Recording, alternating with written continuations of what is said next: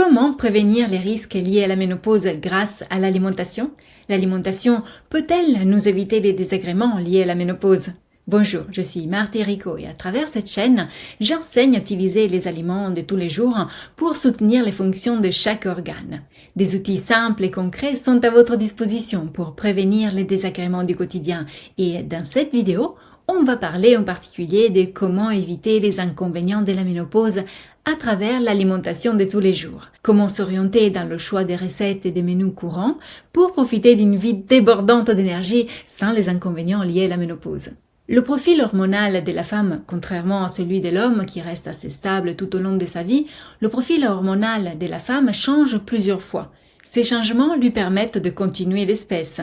Il commence avec les premières règles, puis il y a des variations menstruelles durant la période fertile, la possibilité d'être enceinte et enfin la ménopause. La ménopause est considérée par la littérature scientifique comme un événement tout à fait physiologique, marquant simplement la fin de la capacité reproductive sans pourtant affecter les autres expressions de la féminité. Et pourtant, notre société ne voit pas la ménopause de cette façon. Elle est souvent considérée à tort comme une maladie, ce qui conduit à une médicalisation inutile, même pour des simples compléments alimentaires. On pense parfois qu'il faut recourir à une thérapie hormonale de substitution, comme si cette étape était forcément une maladie à combattre pour éviter ou retarder le vieillissement. Plus qu'une véritable réflexion scientifique, cette tendance semble dépendre de facteurs culturels et sociologiques, ayant orienté notre société vers une focalisation sur l'apparence plutôt que sur l'être, comme si la seule expression de la jeunesse était celle extérieure. Je précise que je ne suis pas opposée à la thérapie hormonale de substitution lorsqu'elle s'avère réellement nécessaire et pour une période limitée, notamment lorsque les modifications hormonales dues à la ménopause provoquent des troubles si importants qu'ils compliquent la vie de la femme et la mettent en danger de développer des véritables pathologies. Cependant, cela concerne seulement un petit nombre de femmes qui pourront tout de même améliorer leur situation grâce à des ajustements alimentaires en plus des traitements médicamenteux. Dans tous les autres cas, l'alimentation peut jouer un rôle déterminant pour prévenir, atténuer ou résoudre rapidement les dysfonctionnements ou troubles liés à la ménopause. Lorsqu'on considère la ménopause comme une maladie et un déclin, c'est comme si on admettait qu'à la ménopause, le corps de la femme ne peut plus maintenir de bons niveaux de vitalité et d'énergie, comme si l'entièreté de ses capacités métaboliques était diminuée. Or, peut-on vraiment croire que la nature si équilibrée ait fait une erreur si grave contre la femme?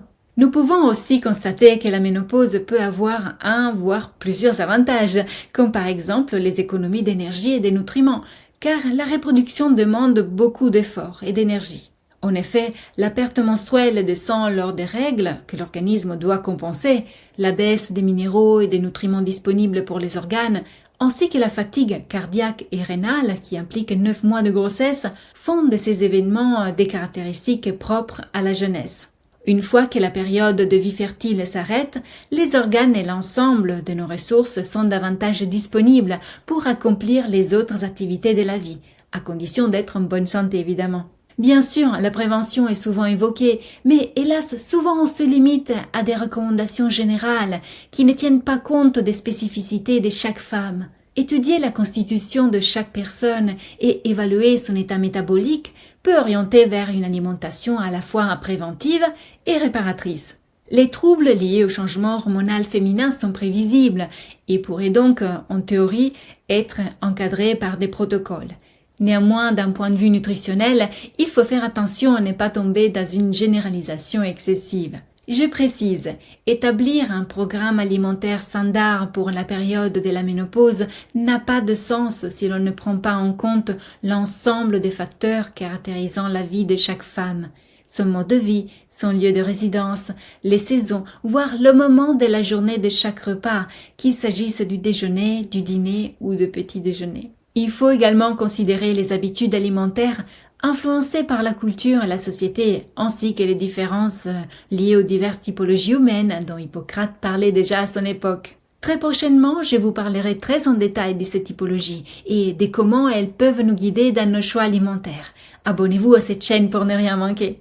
Et pour aller encore plus vite dans cet apprentissage passionnant, je vous propose de suivre la formation en ligne Adapter son alimentation. C'est un parcours unique et personnalisable qui vous donne des outils simples et concrets pour prendre soin de vos organes et rester jeune plus longtemps. Le bon fonctionnement des organes internes ralentit l'oxydation et le vieillissement et maintient le métabolisme à un bon niveau, une bonne cadence pour une vie débordante d'énergie.